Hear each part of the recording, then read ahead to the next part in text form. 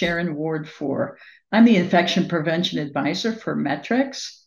Happy International Infection Prevention Week, everyone. Thank you for all you do to keep patients, staff, and visitors safe. The theme for International IP Week is celebrating the fundamentals of infection prevention. With that in mind, I'd like to talk about adenosine triphosphate bioluminescence testing, ATP. Now, the environment plays a significant role in the transmission of healthcare-associated pathogens. Environmental cleaning is essential in reducing microbial contamination on surfaces, and it contributes to the prevention of HAIs. ATP is one of several methods that's been used to evaluate cleaning in healthcare. More than 30 years ago, the food industry was the first to use ATP to assess cleanliness.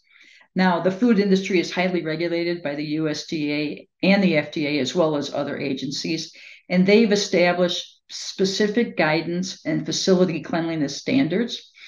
However, unlike the food industry, there are no specific regulatory or agency requirements for what constitutes a clean surface in healthcare. Now, ATP is a compound used in the metabolic processes of cells, so it's present in all organic material. ATP bioluminescence technology measures the presence of ATP in organic matter from various sources: living microbes, dead microbes, soil bioburden, and natural materials. The detection of ATP in bioburden is due to an enzymatic reaction resulting in that bioluminescence. The light produced during this reaction, it's related to the amount of ATP in the sample, and it's reported as RLUs, or relative light units. A device called a luminometer is used to read the RLU reaction. However, ATP bioluminescence detection is non-specific. The RLU cannot distinguish between live or dead bacteria, fungi, or viruses, and any other intracellular source of ATP, like food or soil residual remaining on the surface.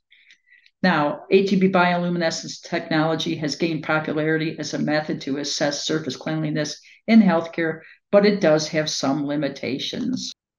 Okay, some of the limitations of ATP are that ATP performs better than visual inspection, but not as well as fluorescent markers.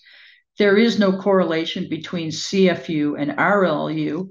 ATP doesn't differentiate between living and dead organisms. It only determines the presence of organic material, including dirt and debris.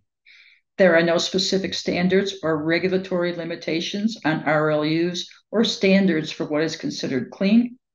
Relative light unit ranges and sensitivities vary between commercially available systems.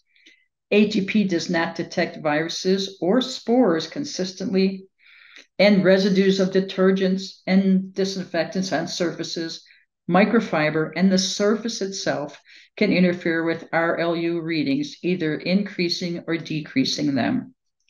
Now, ATP bioluminescence testing should be used as a tool to provide education to environmental services and healthcare personnel on the cleanliness process.